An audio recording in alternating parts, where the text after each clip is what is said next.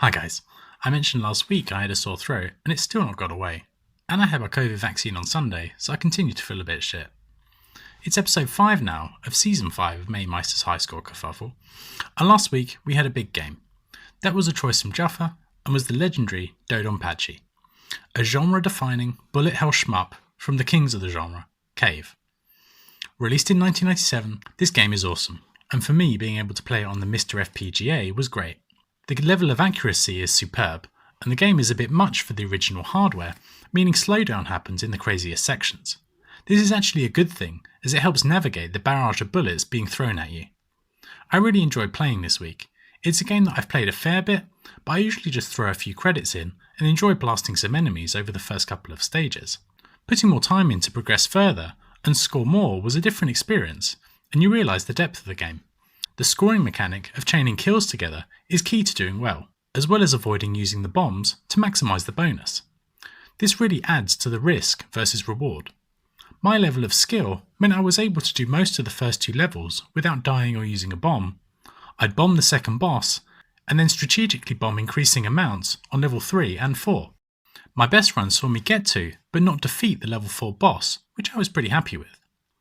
The other complexity of the game is your choice of ship. Different people seem to prefer different things. I settled on using the blue ship with the shot type, which seemed to be working okay for me. I found the blue shots especially useful on level 3, where you don't have to be lined up with enemies to kill them.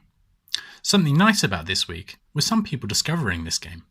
Many of our regulars are more classic arcade game players, and certainly a few people gained a good amount of enjoyment from this.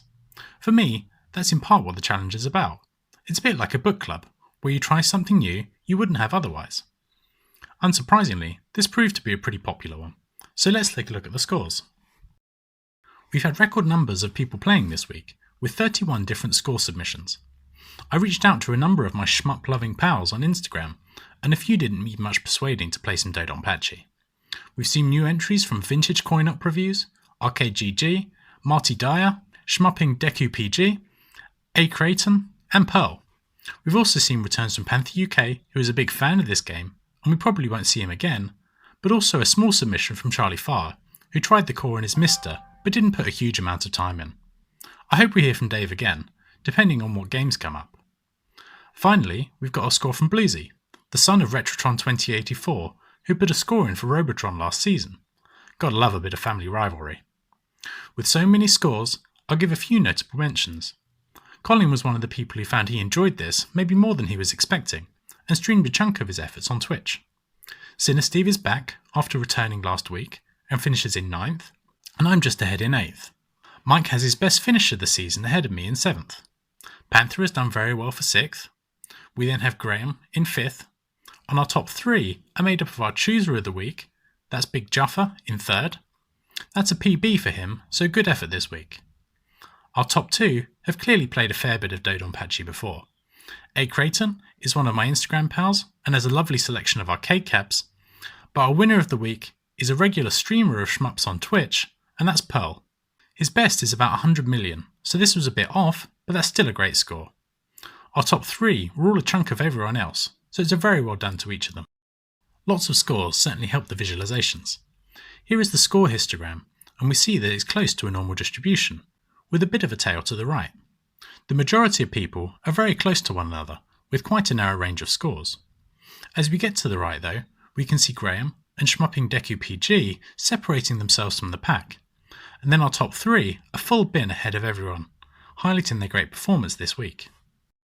And here is the difficulty curve. Similar to last week, we can see how flat much of the curve is, with the majority of people scoring similarly, as we saw with the histogram. Over on the right though, the curve climbs steeply, reflecting those that are much more on top of this game, being able to achieve a much higher score. Before I reveal the changes to the leaderboard, I've not done this before, but given we've got so many new players, I've decided to exclude anyone who hasn't played in the competition before or who is unlikely to play again, like Panther. With those players removed, this is what the score table looks like. Everyone is higher up as a result, and our top 3 are now Mike in 3rd, Graham in 2nd, but this week's official winner is our chooser of the game, and that's Big Jaffa. Well done to Jaff, and that means he gets to keep his game in the selections coming up. If any of our new players return to the competition, I'll reinstate your score and position and update the table accordingly, so some of these scores could change. And so with that adjustment, here is the current standings. We're 4 games in, and we're still seeing plenty of movement in the table. We have new entries for Craig and Charlie Farr. Sinner Steve and Gamers Garden Retro are both up after decent scores this week. Mike is our biggest mover, up 8 places into 7th. Colin has snuck ahead of Pingy, and then at the top we've seen some movement too. The third second place in a row for Graham and the win for Juff has seen them both get ahead of Mark. But at the top, albeit by a smaller margin than before, is me. I was leading by 60 points, but that win for Juff has seen him close that gap to just 8. With Graham scoring big points too, it's certainly all to play for at the top. I also wouldn't rule out returns for Sick Boy or Charlie Farr if we get games they like. Or maybe we'll see some more scores from Pearl or some of our new players. Now, on to this week's game. I'm happy calling that a win for Juffa this week, even though it's possible we might get a returner knocking him off the top spot. So the remainder of his games are included, along with everyone else's. So let's set the selector going and see what we get. There we go. Oh, lucky for Pingy, so we've got another game for him, so that's Fastlane. So, yeah, game I know very little about. I'm going to go look it up, make a video, and be back shortly.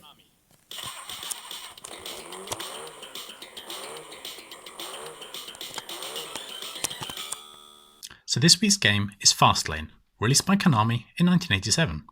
Conceptually, this game is the same as Head-On from Sega, released in 1979, but with upgraded graphics and the addition of power-ups.